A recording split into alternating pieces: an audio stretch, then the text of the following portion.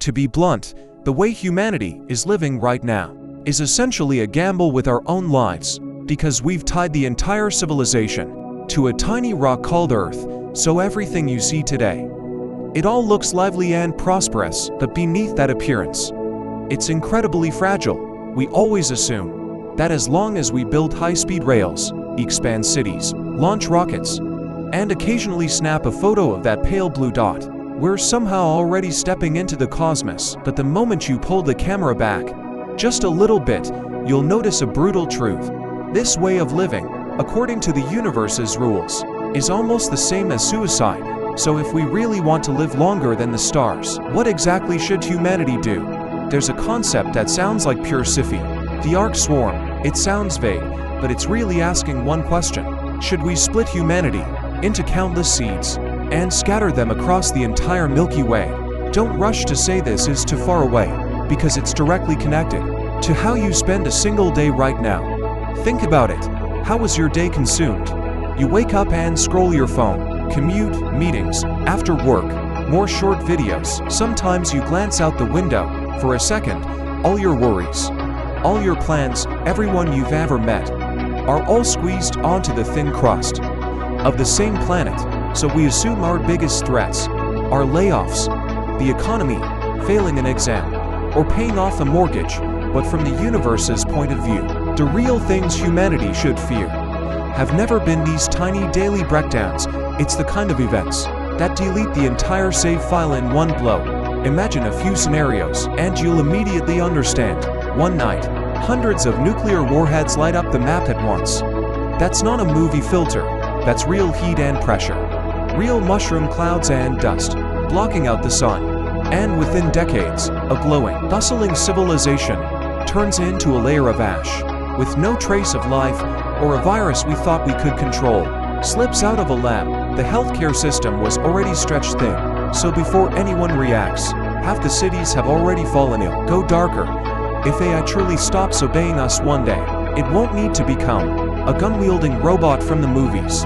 It only needs to treat carbon-based life as nose in the system and optimize resource allocation. Humanity wouldn't even get a chance to fight back.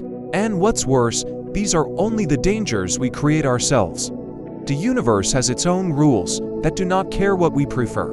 Millions of years ago, a small asteroid hit, and the dinosaurs were simply gone. That rock was only a dozen kilometers wide. For Earth, it was barely a scratch, but for the dominant species of that era, it was a total reboot. A supervolcano could erupt and blanket half the sky in ash. A nearby star could go supernova. A gamma-ray burst could sweep across us, and the entire biosphere would be reset before humans even realized what happened. Even if none of these extreme events hit us, the sun still has its own timeline. It will slowly brighten and expand until Earth becomes a scorching oven. Our so-called habitable zone will drift outward. When that time comes, Earth will no longer be home. It'll be a baking tray. So if you calm down, you'll realize humanity is stuck in a very awkward balance. On one hand, our civilization looks magnificent: skyscrapers, networks, satellites, space stations. On the other hand, everything is stacked on a single base. And once that base fails, whether by our own hand or a blind cosmic dice roll, the entire game can collapse instantly. In other words, as long as we all remain tied to Earth, human extinction is always just one unlucky day away. And that leads to the real question: if we're not content to be a short footnote in cosmic history, if we don't want the universe to someday record us with a single blurry line, once there existed something called humanity, then what should we actually do? Science fiction often gives one answer: build a final, ultimate starship, like a futuristic Noah's Ark, loaded with our best genes, our most precious culture, our brightest minds. Then, in a tragic sunset, ignite the engines and leave Earth toward a carefully chosen new world. It sounds epic. You can imagine it. A colossal ship sliding through the dark, with forests, farms, schools, plazas, children running under artificial gravity, and a recorded farewell speech playing over and over, reminding them they carry the future of humankind. We love stories like this. Clean, heroic, easy to romanticize, but from a survival perspective, There's a fatal flaw: it's too romantic. And too fragile. Think about it. A lone arc drifting in space can fail in countless ways. A tiny design oversight causes engine trouble centuries later. The whole shit gets stuck between stars. A mutation in a closed ecosystem reduces crop yield year after year. A disease spreads uncontrollably through cramped compartments, or power consolidates. A small group takes control of air, energy, and weapons, turning the ship into a drifting concentration camp. Even if you avoid all that, once you reach your new planet, fresh problems explode. The air pressure doesn't fit human lungs. Gravity is too strong. Water is scarce. The air contains long-term toxins where the planet already has a complex ecosystem, even intelligent life that does not want to share. History is full of lone ship expeditions. Every one of them left the harbor with grand ceremonies. But once thrown into real storms, a brutal rule appears. If you are alone, with no reinforcements, then once something goes wrong, that's it. No buffer, no fallback, no second chance. So the crucial issue is not how big the ship is, nor how advanced the technology is. It's whether the entire strategy is fundamentally wrong. If you care about humanity's survival in the universe, you must stop betting everything on a single epic project. You wouldn't plant just one seed and expect to grow an entire forest. You wouldn't keep only one backup and call yourself safe. So why do we treat civilization this way? Nature gave the answer long ago. A tree doesn't rely on one fruit. It scatters thousands. Fish release millions of eggs. Spores and pollen simply float on the wind.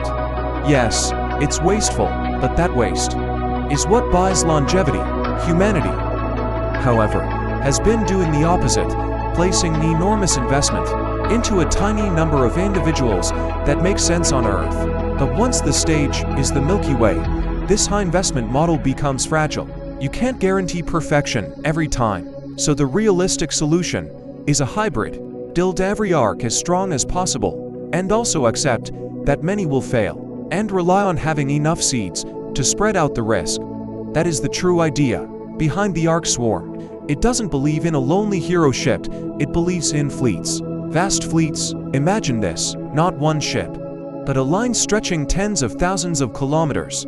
Scouts in front, hundreds of populated arc ships in the middle, industrial factory ships at the rear, library ships carrying culture and archives. The whole formation a stretched out city, a vanguard, a heavy industrial zone, and countless floating communities. The first advantage, resilience. If one ship fails, the whole mission doesn't collapse. Other ships can send help or salvage it for parts. If one ship goes politically rogue, the fleet can isolate it. No docking, no supplies. The second advantage, logistics. A lone ship must carry everything. For centuries, a swarm can use long-term relays. Some fleets stay near the solar system, building industry and sending supplies outward. Mid-range fleets act as transfer hubs. Outer fleets push deeper into the galaxy. Third advantage, self-growth. With enough automation, each large fleet carries its own shipyard. They mine asteroids, harvest gas giants, melt ice bodies, and weld new arcs in open space. A fleet starting with 20 or 50 ships could grow to hundreds or thousands. Some fleets may branch off entirely, forming new swarms heading different directions. Now consider the numbers. Within 100 light-years of the Sun are about 15 zero-star systems. Imagine assigning a full fleet to each. 100 ships per fleet, 100,000 people per ship. One fleet, 10 million people. 15,000 fleets, 1.5 trillion people. Spread into the stars, sounds impossible. Population grows exponentially. Automation and space industry will explode. This scale isn't impossible, it's just a matter of willingness. And once you accept these numbers, you'll see something deeper. The arc swarm won't just make us survive longer, it will create a completely different version of humanity. People on a lone arc feel like bottled specimens, cut off, trapped, left to ferment their conflicts forever. People in a swarm feel different. They know other ships are out there. In the surrounding dark, they are part of a fleet, not a lone vessel. When fleets dock at a star system, some settle on planets, some stay aboard. Some joy from the new colonies, governance evolves. No one can control an entire fleet. Too many ships. If one ship tries, others can disconnect or collectively eject it. Fleets develop councils, alliances, factions. Messy, but safer. Culture splits. Some fleets guard Earth traditions, celebrating Lunar New Year, Christmas. Kingming. Some embrace hyper-futurism, algorithm marriages, jobs, housing. Some abandon biology entirely, uploading consciousness and building digital worlds aboard the ships. Over long stretches of time, the galaxy fills with civilizations that all claim to originate from Earth, yet look nothing like one another. Some live in green valleys, some inside asteroids, some in floating cities on gas giants, some entirely in virtual realities.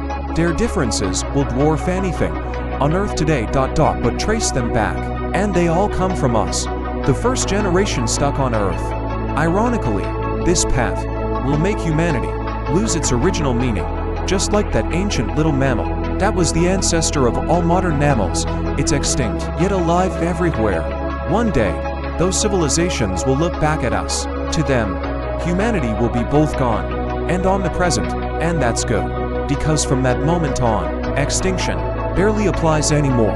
You can wipe out a planet, a fleet, even an entire region, but as long as another swarm survives elsewhere, the story continues. For us today, all this sounds hundreds or thousands of years away, but it forces one simple question. Do you think humanity is a species meant to leave its fate to luck, or one that chooses to rewrite the rules if one day a fleet hangs over Earth, broadcasting a message? This is the first Dark Swarm. One-way tickets only. Journey lasts centuries. We can't promise you'll see the destination, only that your descendants may one day look up under another sky. Would you get on that ship? Give yourself the answer. Because the universe won't wait. It won't pause its to-see-throwing just because we're unsure. It will keep spinning, expanding, and throwing surprises at this little blue rock, and eventually, the Ark Swarm won't be a choice of whether, but a question of whether we're ready.